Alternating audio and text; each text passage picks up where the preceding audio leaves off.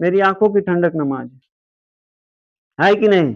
फिर मदीने में कदम रखते हैं और ला इलाहा इल्लल्लाह मुहम्मद रसूलुल्लाह। वो मोहब्बत लाइए जो सहाबा के अंदर थी, नाम के नहीं काम के बनिए। आप सल्लल्लाहु अलैहि वसल्लम का सीरत है। आज हम लोग जानते हैं कि कितनी बड़ी बड़ी जुलूसें निकली। प्यारे भाइयों साथियों, आज हम लोग जानते हैं कि ऐसी शख्सियत का जन्म भी हुआ। जैसा कि आज हम लोग जानते भी हैं, आज कौन सा डे है? Teacher day. किसके नाम पे? डॉक्टर सर्वपल्ली राधाकृष्णन।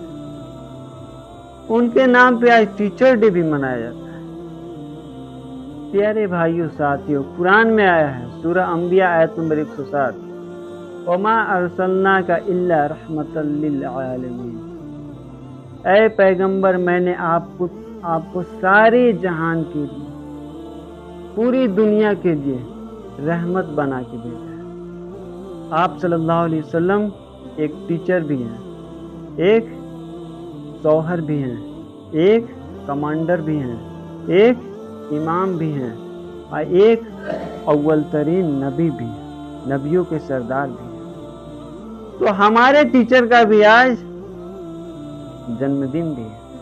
कहा जाए कि आज ही के दिन आप सल्लल्लाहु अलैहि वसल्लम का जन्मदिन, जैसा कि कुरान में आया है।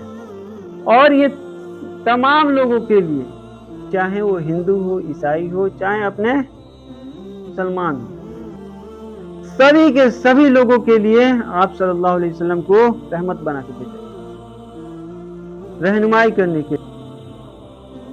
और जैसा कि हम लोग जानते हैं, आप सल्लल्लाहु अलैहि वसल्लम की शख्सियत, सीरत को पढ़ेंगे तो 3 अंकों में मैं उसको डिवाइड किया हूं।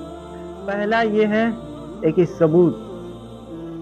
आप सल्लल्लाहु अलैहि वसल्लम की वाहिद ऐसी जिंदगी है जो सनद के साथ मौजूद है, सनद या कहें सबूत के साथ मौजूद है। ऐसी कोई शख्सियत नहीं है जिसका इतनी बारीकी के साथ, प्रूफ के साथ मौजूद है जिंदगी। चाहे गौतम बुद्धा हो, चाहे श्री राम हो, या दीगर कोई भी शख्सियत हो, या नबी ही कोई हो, ईसा अलैहिस्सलाम हो, हारून अलैहिस्सलाम हो, या कोई भी नबी हो, उनकी जिंदगी का सनद इस तरह से नहीं मिलता है जिस तरह से हमारे नबी मोहम्मद सल्लल्लाहु अलैहि वसल्लम। इससे ये पता चलता है कि आप सल्लल्लाहु अलैहि वसल्लम की जिंदगी एकदम साफ है, सनद के साथ है, सहाबा ने उसको दर्ज किया हुआ।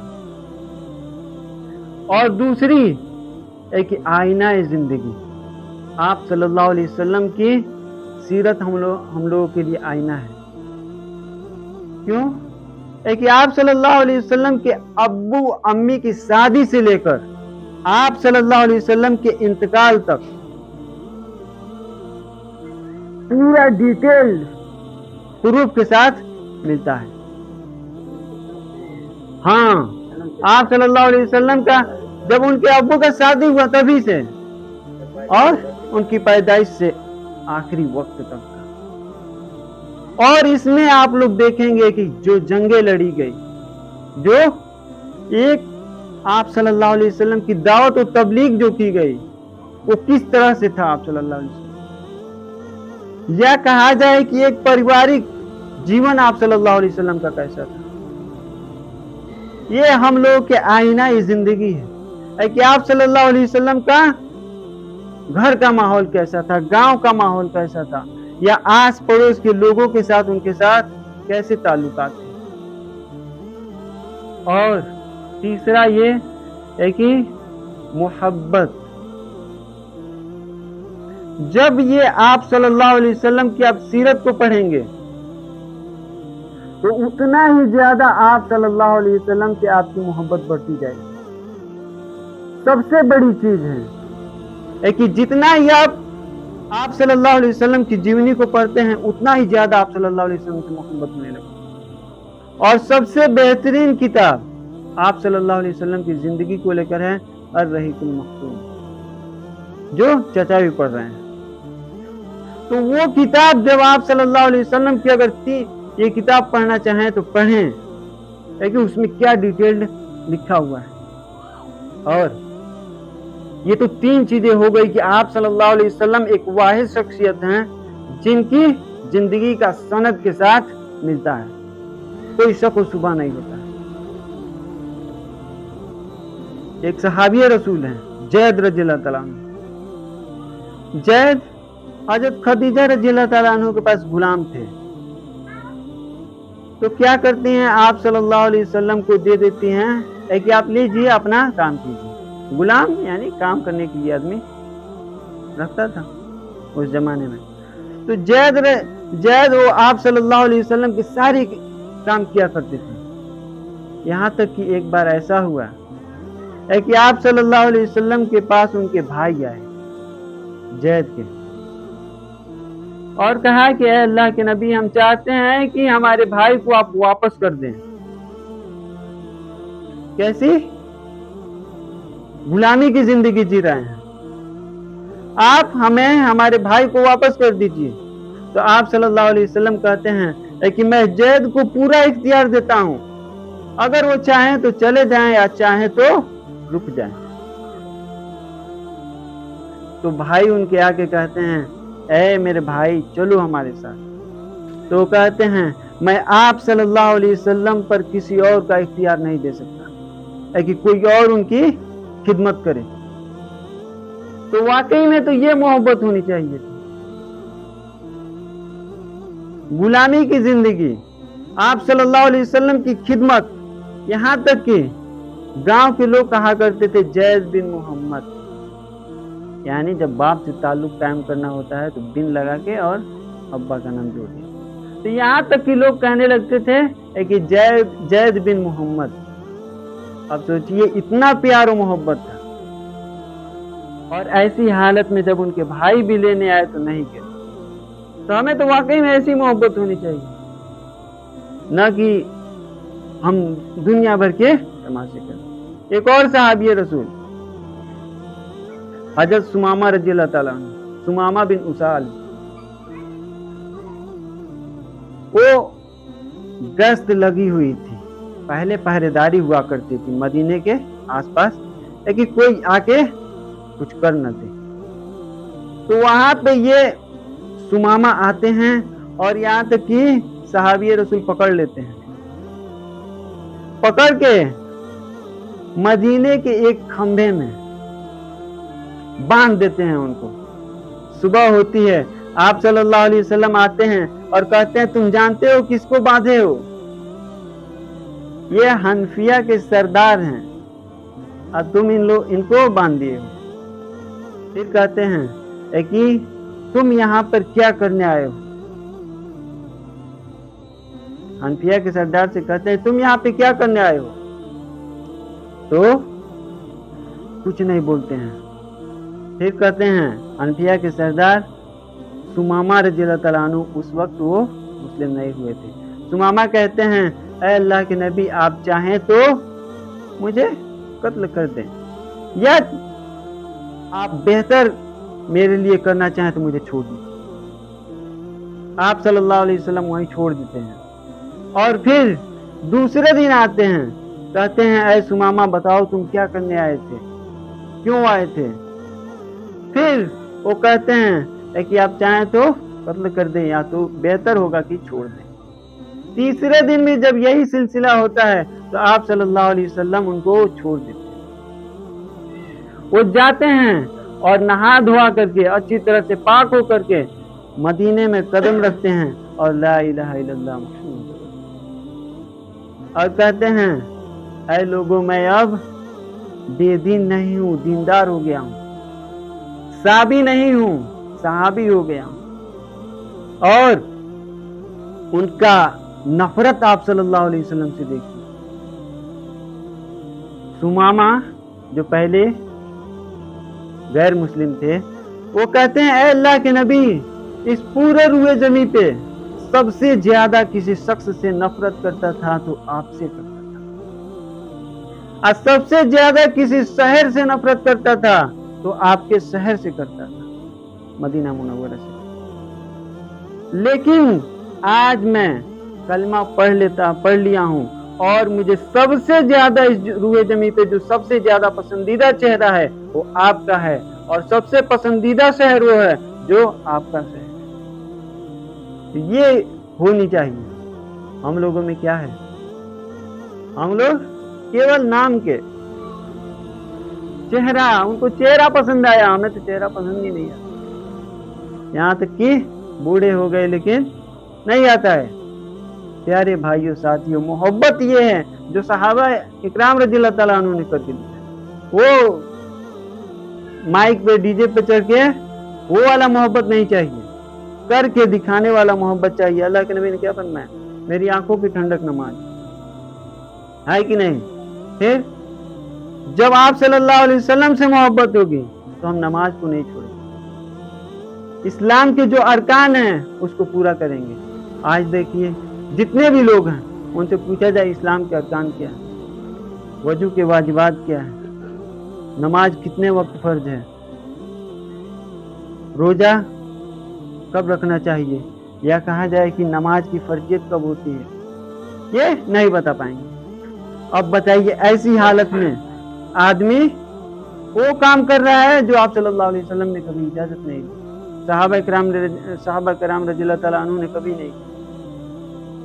میرے پیارے بھائیوں ساتھیوں، وہ محبت لائیے جو صحابہ کے اندر تھی، نام کے نہیں کام کے بنیے، اطاعت پوری مکمل دین میں داخل ہو جائیے، اور کم و بیش اتنا کیجئے کہ ہم آپ صلی اللہ علیہ وسلم کی نافرمانی تو نہ کریں، ایسی بدعت میں نہ پڑیں جو آپ صلی اللہ علیہ وسلم نے۔